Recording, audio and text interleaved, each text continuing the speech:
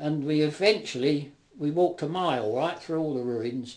We eventually got to the docks, and the US Navy had got in somehow. They'd got a path swept through all this rubbish in the bay, and they got a destroyer in against the dockside, and they'd rigged up some decontamination tents and things.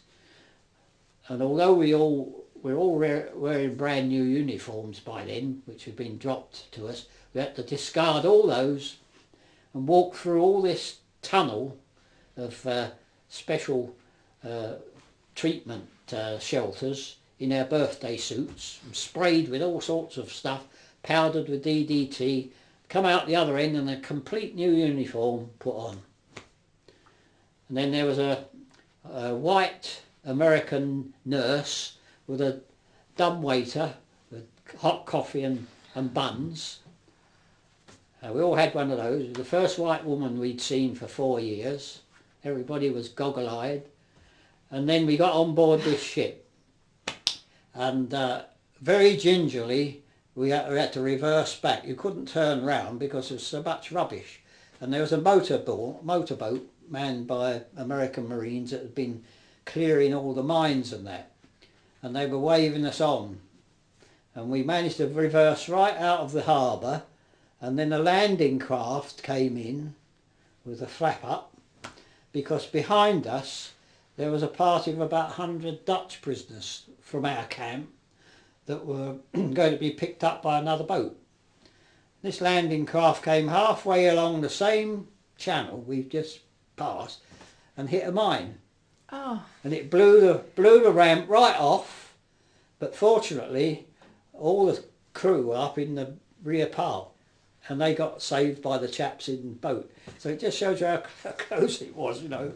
Mind you, the poor chaps that were in Nagasaki camp, there was a camp there, shipbuilding camp, they were actually crossing the harbour in a ferry to work when they dropped the bomb. 200 of them. They were just obliterated. Never found a thing of them. Waiting on the dock side were the 12 men that we'd sent to build this shelter. They finished the shelter, which was only made out of sleepers, sandbags and stuff like that. And they were putting the finishing touches to it, and it collapsed on them. The bomb blew up immediately above them. When they dug their way out, they were surrounded by several hundred dead Japanese troops and hundreds of others, civilians, running about in the last stages of radioactive poisoning and burns. And yet not one of those chaps ever suffered any effects, nor did we.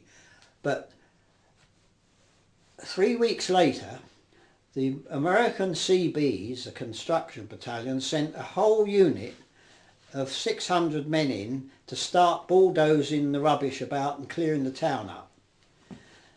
After 3 months, 60% of the men went down with radioactive poisoning. Wow. And they found out after a lot of research, only quite recently, the reason why none of us were affected was because our diet for at least 12 months in Japan was seaweed.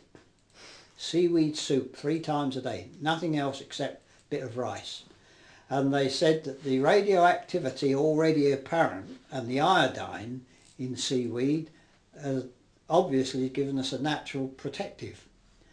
And as I say, only 6 weeks ago the Americans in Afghanistan had started issuing seaweed tablets to their troops so that they don't get affected by the atomic effects of some of these large bombs that have been going off.